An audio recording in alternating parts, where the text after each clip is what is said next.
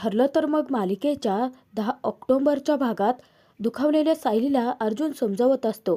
तो म्हणतो की मिसेस सायली, प्रतिमात्या तुम्हाला तुमच्या हृदयाजवळची व्यक्ती वाटतायत हे आपल्यासाठी किती पॉझिटिव्ह साईन आहे. तुमचं आणि तिचं रिलेशन कधीच बिघडणार नाही. ती तिच्या घरी आता सेफ राहील. तुम्ही काळजी करू नका, असं म्हणत अर्जुनने सायलीला धीर दिलेला असतो. तरी देखील सायली अर्जुनला सांगते की मला ना समजावून थकून गेली आहे सर, परंतु आतून त्रास होतोच आहे. पुढे सायली स्वतःलाच दोष देते. ती अर्जुनला म्हणते की खरं तर मीच कमनशिबी आहे. माझे जन्मदाते तर मला सोडून गेलेच आहेत, परंतु ज्यांना ज्यांना मी माझ्या आईवडिलांच्या स्थानी मानलं होतं ते देखील माणसं मला सोडून गेलीत. अर्जुन सायलीला विचारतो की परंतु असं तुम्हाला का वाटतंय? तेव्हा सायली सांगते, बघा ना अर्जुन सर, रविराज काका मला स्वतःची मुलगी मानत होते, परंतु आमच्या दोघांमध्ये दुरावा आला. आपल्या कॉन्ट्रॅक्ट मॅरेजबद्दल ज्यावेळी आईबाबांना समजेल तेव्हा तेही मला त्यांच्यापासून दूरच करतील ना. तेव्हा अर्जुनला धक्काच बसतो. त्याचनंतर पुढे सायली सांगते की प्रतिमात्या मला आईसारख्या वाटत होत्या, परंतु आता त्या देखील माझ्यापासून दूर गेल्या आहेत ना. आणि मधुभाऊ आणि माझ्यात तर इतका दूर अंतर आहे ना की तो अंतर आता मला पारच करता येत नाहीये सर. सायली पुरते आता तुटून गेलेली असते. तिला मनातून आता तिच्या माणसांना गमावण्याची भीती वाटत असते. तेव्हा अर्जुन सायलीला धीर देतो. तिला सांगतो की मिसेस सायली, तुमच्यात मधुभाऊच्यात असणारं जे अंतर आहे ते टेम्पररी आहे. अर्जुन सायलीला समजावतो की आता बघा ना मिसेस सायली, सिनियरला तुम्ही काका म्हणून हाक मारता. तुमच्यात जो दुरावा आला होता तो मिटला आहे ना. आणि मॉम डॅड यांच्यापासून तुम्ही कधीच दूर नाही जाणार. आणि प्रतिमात्या, तिला तर तुम्ही हवं तेव्हा जाऊन भेटू शकता. आणि मधुभाऊंचा तर तुम्ही विचारच करू नका मिसेस सायली. मधुभाऊ लवकरात सुटून बाहेर येणार आहेत. तेव्हा सायली अर्जुनला सांगते की परंतु सर, प्रियासोबत पुरावे मिळवण्यासाठीच तुम्ही प्रेमाचं नाटक केलं होतं ना सर, परंतु त्याचा काहीच फायदा नाही झाला आपल्याला. तेव्हा अर्जुन सायलीला समजावतो की मिसेस सायली, परंतु एक वकील कधीच हारू शकत नाही. तुम्हाला माहिती आहे, आम्ही नेहमी आमच्यासमोर 10 ऑप्शन ठेवतो आणि त्यातला एक ऑप्शन चूज करतो आणि जिंकतो सुद्धा. तर तिथे आता सायली अर्जुनला विचारते की परंतु आपण आता काय करू शकतो सर? तेव्हा अर्जुन सांगतो की आहे एक मार्ग, ज्याच्यावरती मी आणि चैतन्य दोघेही काम करतो आहोत. मी आश्रम केस लवकर जरी क्लोज नाही ना करू शकलो तरी देखील मधुभाऊंना बेलवरती नक्की सोडवून आणेन. तेव्हा सायलीच्या आनंदाचा पारावर उरलेला नसतो. जी सायली थोड्या वेळापूर्वी रडत होती त्याच सायलीच्या चेहऱ्यावरती अर्जुनने हसू आणलेलं असतं. आणि सायली खुश होऊन अर्जुनला विचारते की काय सर, मधुभाऊ सुटू शकतात? तेव्हा अर्जुन होकार देतो.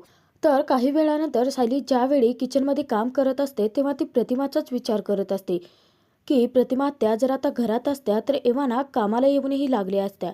अचानकपणे तिथे कल्पना, पूर्णाई दोघीही येतात. तेव्हा पूर्णाची सायलीकडे पाहते आणि तिला सांगते की अगं सायली, लक्ष कुठं आहे? चहा उकळत चालला आहे. तेव्हा सायली पटकन आता गॅस बंद करते. तर पूर्णाई तिथे म्हणते की सायली, तुझ्या डोक्यात नक्की काय विचार चालू आहेत हे मला चांगलंच माहिती आहे. तू ते काम सोड आणि इकडे येऊन बस. त्याचनंतर सायली, कल्पना, पूर्णाई या दोघींनाही चहा आणून देते. तर तिथे पूर्णाची विचारते की सायली, तुला प्रतिमाच्या शिवाय करमत नाही आहे ना? तेव्हा सायली सांगते की त्या इथे असत्या, त्यांच्या इथे असण्याची मला आता सवय लागली आहे. कल्पना तिथे पूर्णाजीला सांगते की काय गंमत आहे ना पूर्णाई, आपल्या घरात एवढी माणसं असतात परंतु त्यातला एक माणूस जर नसला तर घर किती रिकामं वाटतं ना. तेव्हा पूर्णाजी देखील खूप इमोशनल होते आणि ती तिथे कल्पनाला सांगते की प्रतिमा जेव्हा आपल्या घरी आली होती ना तर तेव्हा आपण प्रत्येक दिवस अगदी सणासारखा साजरा केला होता. सर्वच जण खूप खुश होतो. मुलगी, नात, जाऊ हे घरात असल्यानंतर किती छान वाटतं ना. मला तर आत्ता या क्षणी असं वाटतं आहे की तिथे जावं आणि त्या तिघांनाही इकडे परत घेऊन यावं. तर त्या घरात आता प्रतिमाच्या जाण्याने सर्वच जण अस्वस्थ असतात. तेव्हा सायली पूर्णाजीला म्हणते की मला देखील तसंच वाटतं आहे, परंतु तो स्वार्थ ठरेल ना. प्रतिमात्यांनी त्यांच्या नवीन आयुष्याला सुरुवात करायला हवी असंच आपल्या सर्वांनाच वाटतं ना. त्यावरती कल्पना म्हणते की खरं आहे सायली तुझं. आता प्रतिमा आपल्याला या घरात हवी आहे म्हणून आपण तिला बांधून तर नाही ना ठेवू शकत. तेव्हा सायली तिथे सांगते की प्रतिमा त्या घरी गेली आहेत, म्हणजे आता त्यांची नवीन नाती तयार होतील. आपण आपल्या हट्टापायी या नात्यांच्या आड नाही ना येऊ शकत. असं ज्यावेळी सायली म्हणते त्याच वेळेस कल्पना पूर्णाजी या दोघींनाही सायलीचं म्हणणं तितकंच पटलेलं असतं. तर इकडे अर्जुनने आता मूर्खासारखा निर्णय घेतलेला असतो आणि चैतन्य त्याच्यावरती चिडलेला असतो. तो म्हणतो की म्हणजे तुझं काय म्हणणं आहे की तन्वी हा चॅप्टर आता कायमचा क्लोज करायचा आहे का? त्यावरती अर्जुन उत्तर देतो की दुसरा कोणता ऑप्शन आहे का आपल्याकडे चैतन्य? चैतन्य म्हणतो की अर्जुन तुझ्या लक्षात येतं आहे का? तन्वीवरती आता कोणत्याही बाबतीत आपण विश्वास ठेवायचा नाही आहे. हे आपण म्हटलं होतं ना? आणि मी सांगतो आहे की मी तिच्या पायावरती कोणतीही जन्मखून पाहिलेली नव्हती. मग तिच्या पायावरती ती जन्मखून आलीच कुठून? तिने तुला सायली वहिनींना तोंडावरती धमकी दिली आहे. या तन्वीचं वागणं सस्पिशियस आहे. कोणत्याही बाबतीत आपण तिच्यावरती विश्वास नाही ठेवू शकत अर्जुन. तेव्हा अर्जुन म्हणतो की हे तुला माहिती आहे, मला माहिती आहे, परंतु हे कोर्टात आपण आर्ग्यू करू शकत नाही चैतन्य. अर्जुनने खरं तर एक गेम रचलेला असतो, एक प्लॅन ठरवलेला असतो. तो म्हणजे आता प्रियाला टार्गेट न करता तिला गाफील ठेवून महिपत साक्षी यांना टार्गेट करायचं. अर्जुन तिथे आता सांगतो की मी ठरवलं आहे चैतन्य, आता तन्वीचा विषय क्लोज करायचा. तर चैतन्य तिथे विचारतो की मग करायचं काय आपण? तेव्हा अर्जुन सांगतो की मी तिच्यासोबत प्रेमाचं नाटक केलं आहे, हे सगळं तिला समजलं आहे, त्यामुळे ती आपल्यापासून गाफील नाही राहणार. आपल्याला आता तिला गाफील ठेवून आपलं टार्गेट असेल महिपत आणि साक्षी शिकरे. चैतन्य तुला माहिती आहे का की त्या महिपत साक्षी या दोघांचंही आपल्याकडे लक्ष नाही आहे. दोघेही गाफील आहे आणि याच संधीचा फायदा घेऊन आपण त्यांना ट्रॅप करायचं. इकडे तोच विचार महिपत साक्षी दोघेही करत असतात. तर महिपत तिथे साक्षीला सांगतो की ती सायली आणि अर्जुन दोघे आता गाफील आहेत. त्यांचं आपल्याकडे अजिबात लक्ष नाही आहे. त्याचाच मोका साधायचा आपण. तेव्हा साक्षी सांगते की अगदी बरोबर आहे अण्णा तुमचं. प्रियाने आपल्याला सांगितलं होतं की सगळे सुभेदार परिवार ते प्रतिमाच्याच मागे आहेत. याच संधीचा फायदा घ्यायचा आपण. तिथे अर्जुन, सुभेदार आणि सायली गाफील असणार आहेत. त्यांना चहूबाजूनी घेरायचं. अण्णा त्यांची अशी कोंडी करायची ना चारी बाजूनी की अर्जुनच्या हातून आश्रम केसही जाईल आणि आश्रमही जाईल. परंतु महिपत साक्षी या दोघांनीही अजून माहिती नसतं की अर्जुनने त्यांच्यासाठी जाळं ऑलरेडी विणलं आहे. महिपत तिथे साक्षीला म्हणतो की परंतु पोरी, हे सगळं करण्यासाठी तुझ्या बापाला किती कष्ट घ्यावे लागले आहेत. त्या आमदाराला मनवण्यासाठी, त्या जागेवरचा स्टे हटवण्यासाठी त्याच्यापुढे किती हाजीहाजी करावी लागली मला. तर तिथे साक्षी घाबरतच महिपतला विचारते की परंतु अण्णा, तो जे आपलं काम नक्की करेल ना, तो पलटवार तर नाही ना करणार, फिरणार तर नाही ना? इतक्यातच महिपतला त्याच जजचा फोन येतो. तर महिपत ज्यावेळी फोन उचलतो त्याच वेळेस तो म्हणतो की बोला जज साहेब, काय सेवा करू तुमची? तेव्हा जज म्हणतात की तुम्ही सेवा करता की करवून घेता? तर महिपत आता खूप गोड बोलत असतो त्यांच्याशी, कारण त्याला आश्रम ताब्यात घ्यायचं असतं स्वतःच्या. तर महिपत तिथे म्हणतो की आमदार साहेबांनी तुम्हाला सांगितलंच असेल की आमचं काय काम आहे, तर ते काम तुम्ही करावं असं आम्हाला वाटतं. तेव्हा जज साहेब सांगतात की अर्थात मी तुमचं काम तर करणारच, कारण आमदार साहेब माझे खूप जुने मित्र आहेत. तर तिथे आता जज साहेब महिपतला सांगतात की मी सर्व काही कायद्याद्वारेच करतो. तुमच्या वकिलाला प्रोसिजर करायला लावा, तो स्टे कसा हटवायचा ते मी बघतो. तेव्हा महिपत शिकरे आता खूप खुश होऊन फोन ठेवतो आणि तो साक्षीला आनंदाची बातमी देतो की आपलं काम झालं. साक्षी आता आनंदाने वेडीपिशी होते आणि ती विचारते की काय, तो जज आपलं काम करायला तयार झाला आहे अण्णा?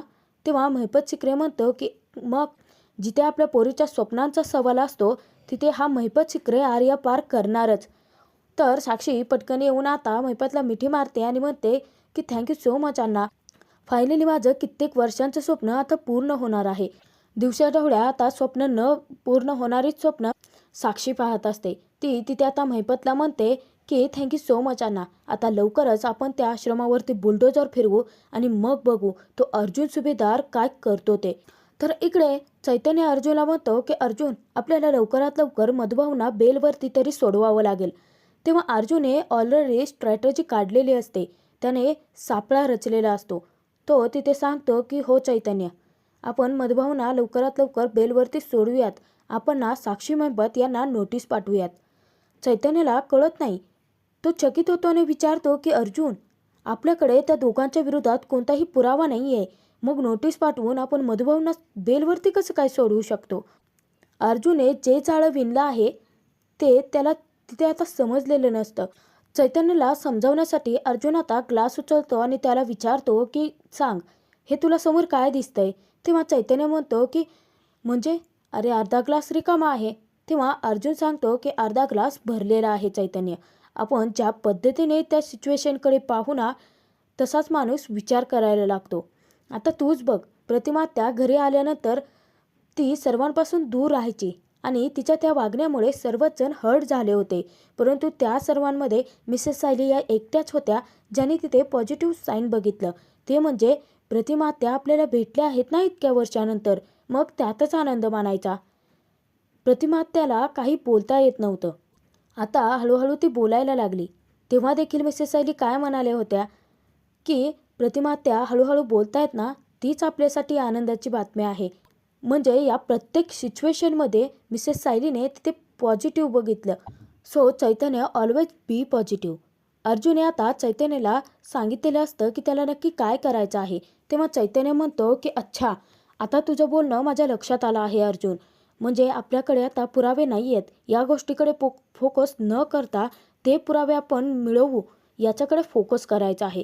तेव्हा अर्जुन सांगतो की हो, हे बघ साक्षी खोटं बोलते हे आपण आश्रम कोर्टात प्रूफ करून दाखवलं आहे. आपल्याला फक्त आता हे पुरावे शोधायचे आहेत की साक्षी त्या दिवशी आश्रमातच होती. तेव्हा चैतन्य म्हणतो की म्हणजे आपल्याला आता हे शोधायचं आहे की साक्षी त्याच दिवशी आश्रमात होतीच. म्हणजे याबद्दल आता पुरावे मिळतील आणि आपलं काम नक्की पूर्ण होईल. अर्जुनने आता नक्की काय करायचं आहे हे चैतन्याला तर सांगितलं आहे. तर इकडे पूर्णाची कल्पनाला म्हणते की आजचा चहा अगदी दररोजच्या चहासारखा लागत नाही आहे ग कल्पना. तेव्हा कल्पना सांगते की कसा लागेल पूर्णाई? अहो तुम्हाला आता दररोजचा पहिला चहा हा प्रतिमासोबत घ्यायची सवय लागली होती ना. इतक्यातच तिथे विमल येते आणि कल्पना सायली या दोघींनाही सांगते की तुम्हाला माहिती आहे का, थोडा वेळापूर्वी पूर्णाईने प्रतिमा त्यांना हाक मारली होती आणि काही वेळानंतर त्यांच्या लक्षात आलं की प्रतिमात्या त्यांच्या घरी निघून गेल्या आहेत. सर्वांनाच आता प्रतिमाच्या असण्याची सवय झालेली असते. तर पूर्णाची स्वतःची समजूत घालत असते की होणार, मला प्रतिमा व्यतिरिक्त राहण्याची सवय होणार. तेव्हा तिथे सायली पूर्णाजीला सांगते की पूर्णाजी, प्रतिमात्याला देखील तुमची आठवण येत असेल. तर पूर्णाजीला कधी एकदा आता प्रतिमाला भेटते आहे असं झालेलं असतं. तर तिथे ती कल्पना सायली या दोघींनाही सांगते की आपण प्रतिमाला भेटायला जायचं का गं? तर तिथे आता सायली म्हणते की पूर्णाजी, अहो तिथे जायची काहीच गरज नाही आहे. अहो तुम्ही त्यांना व्हिडिओ कॉलसुद्धा करू शकता ना.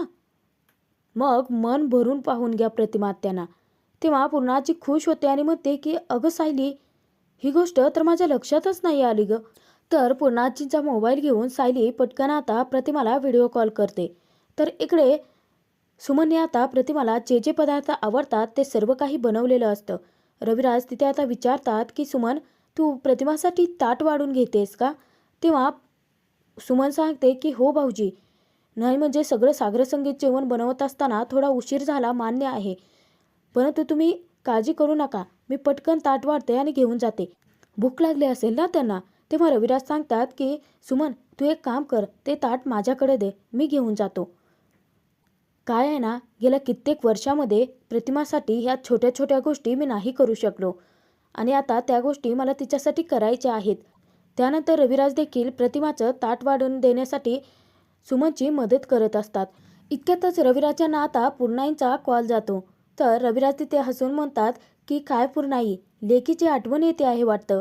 तर तिथे पूर्णाजी म्हणते की हो रविराज, परंतु प्रतिमाची आठवण यायला मी तिला कधी विसरलेच नव्हते ना. तर तिथे आता रविराज सांगतात की पूर्णाई, मी तुमच्या लेकीसाठीच ताट वाढतोय. तेव्हा तिथे कल्पना, सायली, पूर्णाजी या तिघींनाही खूप कौतुक वाटत असतं. तर पूर्णाजी म्हणते की रविराज, तुम्ही तिथे प्रतिमाची काळजी घ्यायला आहात ना, त्यामुळे मला तिची काळजी वाटत नाही, मी अगदी निश्चिंत आहे. त्यानंतर पुढे पूर्णाई रविराजांना म्हणते की रविराज, मी माझ्या प्रतिमाचा, माझ्या लेकीचा एका योग्य माणसाच्या हाती हात दिला आहे आणि माझा तुमच्यावरती पूर्ण विश्वास आहे. तेव्हा रविराज सांगतात की पूर्णाई, प्रतिमासाठी अनेक गोष्टी मला करता आल्या असत्या, त्याचीच तर खंत वाटते आहे, परंतु जाऊ देत. चला, मी तुमच्या लेकीची भेट घालून देतो, म्हणजे बोला तुम्ही त्यांना. असं म्हणत रविराज प्रतिमासाठी ताट घेऊन त्याचबरोबर पुन्हा ही कल्पना यांच्याशी फोनवरती बोलण्यासाठी ते प्रतिमाच्या रूममध्ये गेलेले असतात. तर इकडे प्रतिमा खोलीमध्ये आता छोट्या तन्वीचे जे फोटोज लावलेले असतात ते पाहून खूप खुश असते आणि त्यानंतर ती रविराज तिचा व छोट्या तन्वीचा जो फोटो असतो त्याच्याकडे ती पाहत असते. इतक्यातच रविराज तिच्यासाठी ताट घेऊन आलेले असतात. रविराज तिथे प्रतिमाला हाक मारतात आणि तिला म्हणतात की बघ ना प्रतिमा, तुला जे जे पदार्थ आवडतात ते खास तुझ्यासाठी सुमनने बनवले आहेत, जेवून घे ना. तर प्रतिमा पटकन पुढे येते आणि रविराजांच्या हातून ताट घेते. तर रविराज तिथे प्रतिमाला म्हणतात की पाहतेस ना, तुला भेटायला कोण आला आहे बघ. आणि प्रतिमाच्या हाती ते मोबाईल देतात. प्रतिमा पुन्हाही कल्पना या दोघींनाही पाहता खूप खुश झालेली असते. तर तिथेच पुन्हाही देखील तितकीच खुश असते. ती प्रतिमाला विचारते की कशी आहेस बाळा. तेव्हा प्रतिमा सांगते की बरी आहे. तर प्रतिमाची नजर आता सायलीला शोधत असते. ते कल्पना पुन्हा या दोघींच्याही लक्षात येतं. सायली अजिबात ती समोर आलेली नसते, कारण ती प्रतिमाला पाहिली तर तर तिला आठवण आल्याशिवाय राहणार नाही. तिला प्रतिमाला लगेच जाऊन भेटावंसं वाटेल म्हणून सायली आता बाजूलाच थांबलेली असते. प्रतिमा पुढे काहीच बोलत नाही म्हटल्यानंतर रविराज तिथे विचारतात की काय झालं प्रतिमा, तू कुणाला शोधते आहेस. तर पुन्हाही हसून म्हणते की प्रतिमा, तुझी नजर कोणाला शोधते हे मला कळलं आहे बरं का. तुझी सायली आमच्या सोबतच आहे. तेव्हा सायली पूर्णाईकडे पाहत असते. तर पूर्णाजी सांगते की प्रतिमा, तू गेल्यापासून आज सकाळपासून सायलीचा जीव तुझ्यासाठी तुटतोय. त्याचनंतर पुन्हाही ही सायलीला फोन देते आणि प्रतिमाशी बोलायला सांगते. ज्यावेळी सायली प्रतिमाला फोनमध्ये पाहते तेव्हा तिला रडू आवरत नाही आणि सायली तिथे रडतच विचारते की प्रतिमा आत्या, तुम्हाला तुमच्या हक्काच्या घरी जाऊन छान वाटतं आहे ना, परंतु तुम्ही इथून गेला आहात ना, तर इथे या घरात तुमच्या विना पोकळी निर्माण झाले आहे. सायली सतत आपले डोळे पुसत असते, प्रतिमापासून अश्रू लपवण्याचा प्रयत्न करत असते. परंतु प्रतिमा आत्या, तुम्ही अजिबात काळजी करू नका हां. मी लवकरच तुम्हाला भेटायला येईन आणि तब्येतीची हेळसांड करू नका. गोळ्या देखील वेळेवरती घ्या. असं सायली तिथे आता प्रतिमाला एखाद्या लहान मुलासारखं समजावत असते. सायलीला पाहून प्रतिमा देखील तितकीच खुश असते. सायलीसाठी प्रतिमाचाही जीव तितकाच तुटत असतो. इतक्यातच तिथे आता प्रिया आलेली असते आणि प्रियाच्या लक्षात येतं की प्रतिमा ही सायलीसोबत गप्पा मारते आहे. तर तिथे आता प्रिया विचार करते की या दोघींना एकमेकींपासून कितीही तोडण्याचा प्रयत्न केला तर या दोघी एकमेकींपाशीच आहेत. आणि प्रिया तरतरत येते आणि प्रतिमाच्या हातातून मोबाईल हिसकावून घेते. ती सायलीला म्हणते की सायली, तू जर सतत माझ्या आईशी असंच बोलत राहिलीस ना, तर तिचं खाण्यापिण्याची वेळ निघून जाईल, गोळ्या घेण्याची वेळ निघून जाईल. तिला वेळेत गोळ्या घ्यायच्या आहेत, वेळेत जेवायचं आहे आणि आता तिच्या जेवणाची वेळ देखील झाली आहे. त्यामुळे मी फोन ठेवते आहे. असं सांगत प्रिया स्वतःच फोन ठेवून देते. सायलीला खूपच वाईट वाटलेलं असतं. तिला आणखीन प्रतिमाशी गप्पा मारायच्या असतात. तर तिथे आता कल्पना चिडते आणि म्हणते की कशी आहे ही मुलगी. तेव्हा पुन्हा आजी म्हणते की जाऊ देत ग कल्पना, आपल्याला त्या मुलीचा स्वभाव माहिती आहे ना. परंतु यात एक गोष्ट बघ ना, आपल्याला प्रतिमाला पाहायला तरी मिळलं, आपण बोललो थोडं तरी तिच्याशी. त्यानंतर पुन्हा आजी सायलीला सांगते की सायली बाळा, तू अजिबात वाईट वाटून घेऊ नको, तिचा स्वभाव तुला माहिती आहे ना. तर इकडे रविराज देखील प्रियावरती चिडलेले असतात. ते तिथे प्रियाला म्हणतात की तन्वी, असं कोणीतरी बोलत असताना त्यांच्या हातातून फोन काढून घेणं योग्य आहे का. तेव्हा प्रिया सांगते की परंतु बाबा, मी काहीच चुकीचं केलेलं नाही आहे. जर आई त्या घरातल्या लोकांशी सतत बोलत राहिली तर ती आपल्यात कधी मिसळणार, तिला आपण कधी आठवणार. आणि तुम्ही माझा त्रास जो आहे तो थोडा तरी समजून घ्या ना. तेव्हा रविराज म्हणतात की असं काहीच होणार नाही आहे तन्वी. प्रियाचं हे मूर्खपणाचं वागणं तिथे रविराजांना देखील आवडलेलं नसतं. आणि पुन्हा सुरू होतो तो प्रियाचा इमोशनल ड्रामा. ती तिथे रविराजांना म्हणते की बाबा, तुम्ही माझी सिच्युएशनसुद्धा समजून घ्या ना, मला जो त्रास होतोय तोही समजून घ्या ना. आई एका परक्या मुलीला जीव लावते आहे, स्वतःचं प्रेम देते आहे, तिला आपली मुलगी मानते आहे. आणि मी जी तिची मुलगी आहे ती माझ्यावरती प्रेमसुद्धा करत नाही, माझ्याशी धड बोलतही नाही. मग मला त्रास तर होणारच ना. बाबा, आपण जेव्हा त्या घरी होतो तेव्हा मला माझ्या आईसाठी काहीच करता नाही आलं. कारण प्रत्येक वेळेस आईला जे हवं असायचं ते सायलीच आधी करून ठेवायची. आता आई इथे आली आहे म्हटल्यानंतर मला माझ्या आईसाठी सगळं काही करू द्यात ना बाबा. असं गोड बोलून आता रविराजांचा राग निवळत तिथे आता प्रियाने पुन्हा त्यांना इमोशनल ड्राम्याने गुंडाळलेलं असतं. हा भाग इथेच संपतो. पुढील भागात आपण पाहणार आहोत की सायली ज्यावेळी चक्कर येऊन पडलेली असते त्याचनंतर अर्जुनने सायलीला उचलून सोफ्यावरती बसवलेलं असतं. तर तिथेच आता सायली खूप रडत असते. घरातील सर्वांना कोणाला काहीच कळत नसतं की नक्की घडलंय तरी काय, सायली एवढी का रडते आहे. त्यानंतर सायलीने आता त्या नोटीसकडे हात दाखवत अर्जुनला इशारा तर दिलेला असतो. अर्जुन जेव्हा ती नोटीस घेऊन येतो त्याचनंतर सायली हात जोडून अर्जुनला विनंती करते की माझा आश्रम वाचवा, माझं घर आहे ते. तर तिथे आता प्रताप विचारतो की अर्जुन, अरे नक्की काय झालं आहे. तेव्हा अर्जुन तिथे सर्वांच्या समोर धक्कादायक बातमी फोडतो की वात्सल्य आश्रम त्याच्यावरती आम्ही स्टे आणला होता, परंतु तो स्टे आता हटवण्यात आला आहे आणि त्याचमुळे महिपत शिकरे कधीही ते आश्रम आता पाडू शकतो. तर इथे आता अर्जुन महिपतच्या विरोधात पुरावे गोळा करत मधुभावना बेलवरती कसं सोडवणार व त्याचबरोबर सायलीला दिलेल्या वचनाप्रमाणे आश्रम कसं वाचवणार हे पाहणं खूप मनोरंजक ठरतं.